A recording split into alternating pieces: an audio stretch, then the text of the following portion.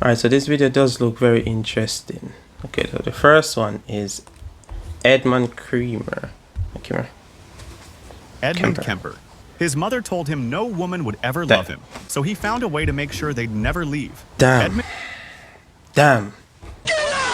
Just start the video and the worst possible thing you can say to your kid is no woman would ever want you. Or anything in that genre per se. My God, bro. Listen, I grew up in a very abusive household, and I know how abusive or damaging it can be to tell your kid that you're good for nothing, you will never make it, you won't have a girlfriend, you're too weird, you're ugly. That's like getting stabbed in the heart. It's better if you abuse them physically, like with belts and stuff, without using your mouth. But oh my God, bro. Kemper was just 8 years old when his mother started locking him in the basement every night. She said it was to protect his sisters from him. She called him a real weirdo, loud enough for him to hear through the walls. She told him he reminded her of his father, and that was never a compliment. By 10, Kemper had buried the family cat alive, then dug it up, then cut off its head and mounted it on a stick. At 14, he ran away to find his father, but his father had remarried and didn't want him. They shipped him off to live with his grandparents on a remote California ranch. His grandmother treated him the same way his mother had, constant criticism and constant control. On August 27, 1964, 15-year-old Edmund Kemper shot his grandmother in the head with a rifle. When his grandfather came home, he shot him too. When police asked why, Kemper said he wanted to see what it felt like to kill Grandma, and he killed Grandpa so he wouldn't have to find out. Kemper spent 5 years in a psychiatric hospital. Doctors said he was rehabilitated. They released him into his mother's care. The argument started immediately. Yo, imagine how that would feel for you to be so young and to kill two of your grandparents, basically. And then you're gonna be let out to live with someone else, your mother. Imagine how his mother would feel right now.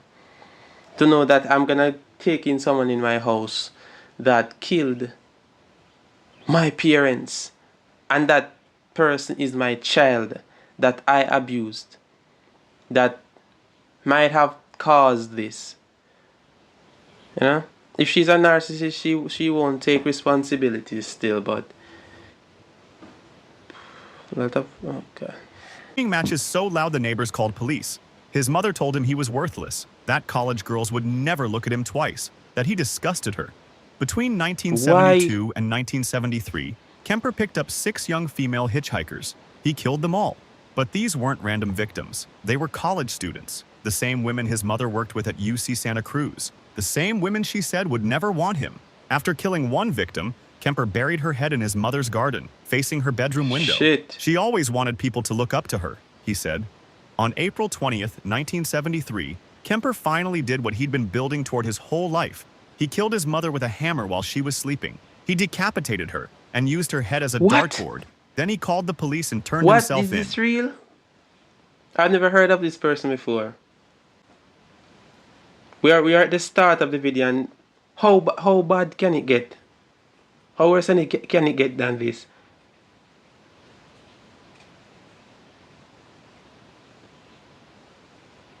My gosh. Killing your mother with a hammer wasn't enough. You have to cut her head off. That wasn't enough. You have to play a dart with her head. The killings were over. He destroyed the thing that created him. Jeffrey Dahmer. When Jeffrey Dahmer was 18, both his parents left. His father moved out. So to see how evil the world is, right? I was watching this Jeffrey Dahmer documentary series on Netflix, and the way that they portrayed this person, like he was such a good boy and then he became so bad and this and that.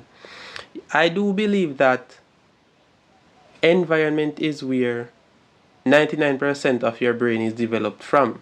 Like who you will be in the world comes from your environment. Yes, I understand that. He already did all of those atrocities already. He ate people. He cut their hearts out. He ate them. he was kind of gay. I'm not sure if he was really gay, but he had feelings for men. So the movie made it seem like he was the protagonist, you know, like he was the one who was really harmed by parents, because his dad was abusive, his mom, his dad was kind of supportive but at the same time abusive. His mother was a crackhead, and that made him into who he is. I kind of agree with it, but I can't just quite swallow the pill to say that I fully affirm that, you know? Because I don't want to be affirming something that is wrong. Guys, you tell me down in the comments. His mother took his younger brother and left. No forwarding address, no phone calls. Jeffrey was alone in an empty house. He would later say that was the moment everything fell apart. Dahmer's childhood looked normal from the outside. Suburban Ohio, two-parent household, a little brother named David. But inside, the family was fracturing. His mother suffered from depression and anxiety, swallowing pills by the handful. His father buried himself in work, chasing a PhD in chemistry while his marriage collapsed. The two fought constantly, screaming matches that echoed through the walls. No one noticed their older son slipping away. By age 10, Jeffrey had started collecting roadkill. He'd strip the flesh from dead animals and keep the bones. His father thought it was scientific curiosity. He even taught Jeffrey how to bleach and preserve the skeletons. He never asked why his son spent hours alone in a backyard hut, surrounded by jars of formaldehyde and tiny skulls. By 14... That was so stupid. And how is that a mistake that the parents made? That is not a mistake. That is a conscious decision that they made. Oh my God, bro. I feel sick, and I'm really honest right now. I feel very sick to even finish watching this video. Because I literally stopped watching the Jeffrey Dahmer documentary because of how they portrayed such a wicked and evil person to be this good. Why would you, out of everything, why it would be better if you go ahead and hunt these animals yourself and do whatever you want with them. Collect their bones then. Right? Why would you pick up roadkill that probably stink and carrying it home and collecting the bones? Fuck. Jeffrey was drinking whiskey before school. Teachers noticed. His grades dropped, but no one intervened. By the time his parents divorced, Jeffrey had already learned the lesson that would define his life. People leave. Everyone leaves. And there's nothing you can do to make them stay, unless you make sure they can't. Between 1978 and 1991, Dahmer killed 17 young men.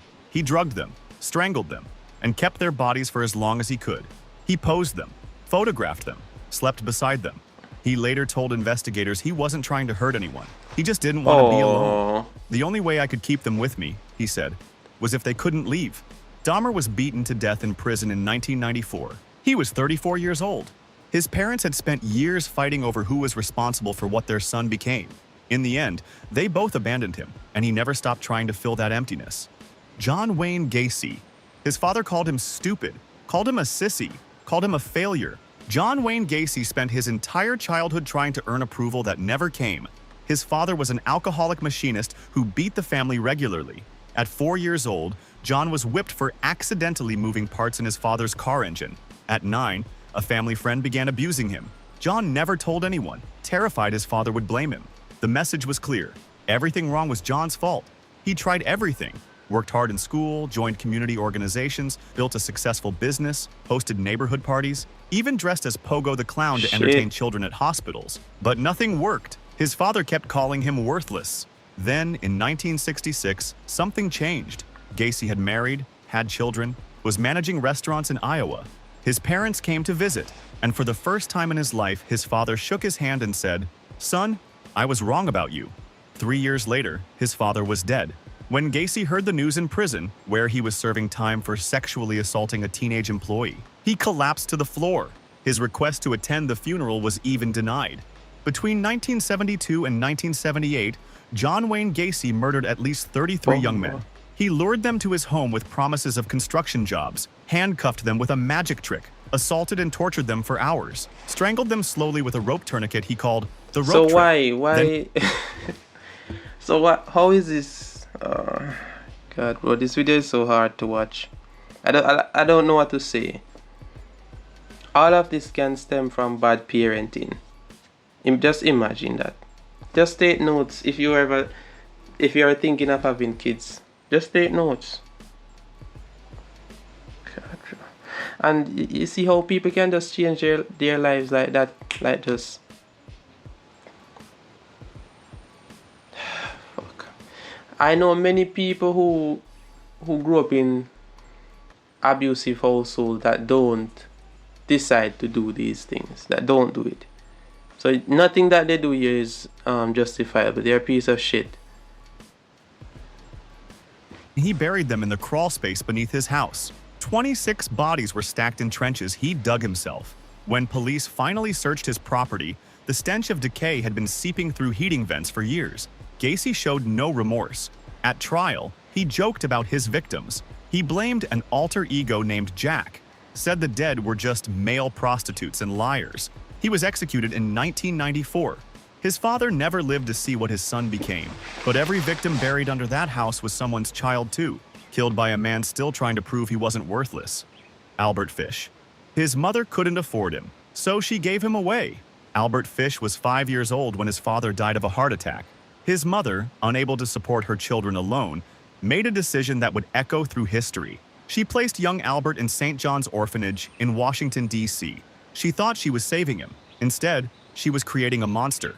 The orphanage was a house of horrors. Teachers beat the children constantly, whipped them until they bled, and forced the others to watch. It was meant as discipline.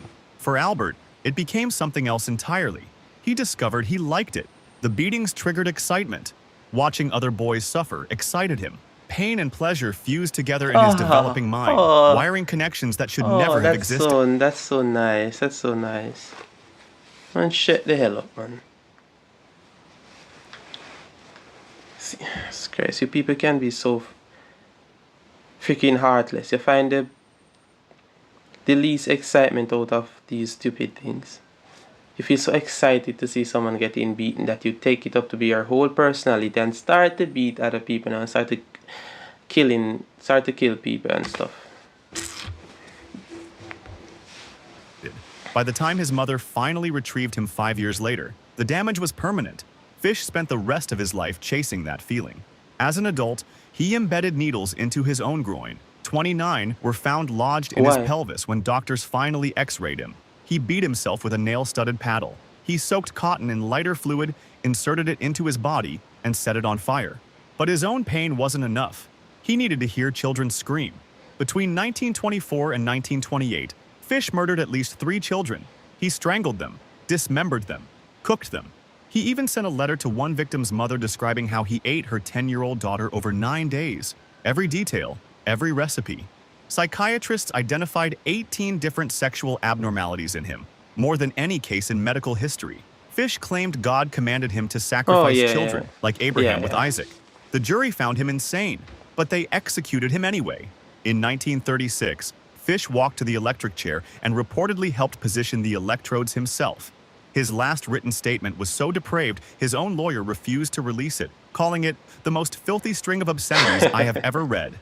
The child his mother abandoned to save money had grown into America's most disturbing killer. Henry Lee Lucas. His mother dressed him as a girl, then she sold him. Henry Lee Lucas was born in 1936 in a one-room dirt floor cabin in Virginia. Yo, this is so hard to watch. This is so hard to watch. Nothing justifies what these people decide to do with their lives, but it's so sad the things that these people who could potentially be normal would go through, you know?